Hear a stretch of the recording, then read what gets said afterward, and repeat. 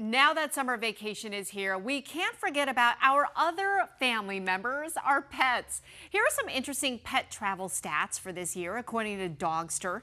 54% of cat and dog owners plan to travel with their pet.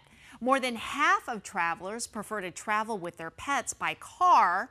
More than a third of owners take shorter vacations because of their pets, and just over half of travelers base their travel plans on accommodating their pets. Oh, the things that we'll do. So how do we make it easier for our four-legged travelers? Let's ask the expert.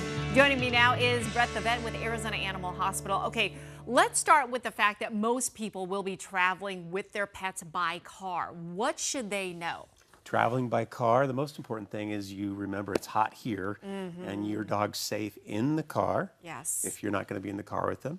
Also, make sure your dog's used to the car. Some people you don't just throw the dog in the car and go because it might have unanticipated consequences, vomiting, just anxiety. Yes. So we talked a little bit about this before. We want to desensitize, put our dog in the car, take short trips to the mailbox, around the block.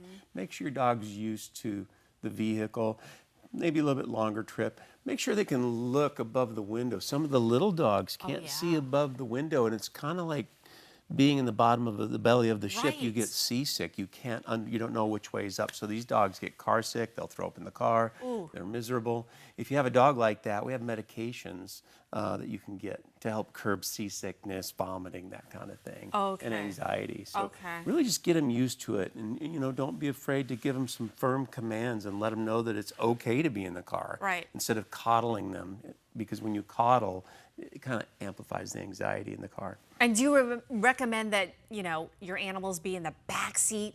Yes. Yeah. In a crate or tethered to the seatbelt harness. Yes. Sometimes they have special little elevated crates, right, like a car seat, which I think are safer for the small pets. Okay. Not on your lap.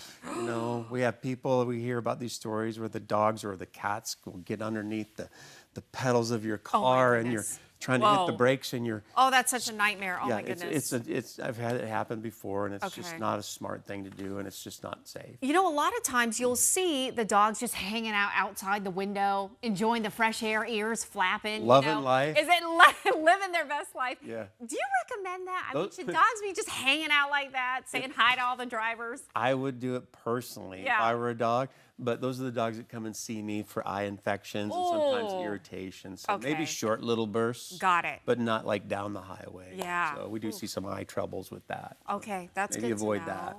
Well, what about if people want to fly with their pets? That is becoming more and more popular, not just nationally, but internationally. We are having people come to our clinic all the time, flying all over the world, and there are different requirements that you can go to the USDA, the United States Department of Agriculture, who governs those health certificates.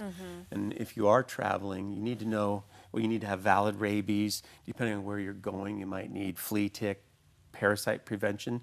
So like when you're heading overseas to the Olympics, those horses that are going to travel over there, they're going to need special tests to be verified free of diseases, free of parasites. Same thing for our dogs that are traveling all over, but most of all, health certificates for the airplane. It's too hot to fly in cargo right now, but if your dog, you can sometimes pay for a ticket, but check the regulations too with the airline and make sure that they allow dogs.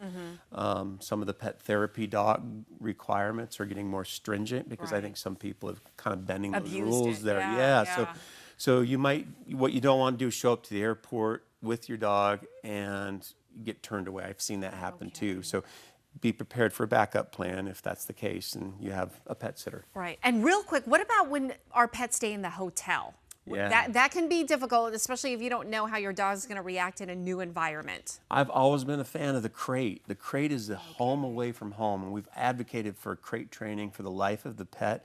It's where they like to sleep. It's their comfort zone, and that crate travels well, and it's a familiar home away from home for that dog wherever you are. So I'd say take the crate and make sure the dog's comfortable in it. Excellent advice, Brett. Thank you so very much.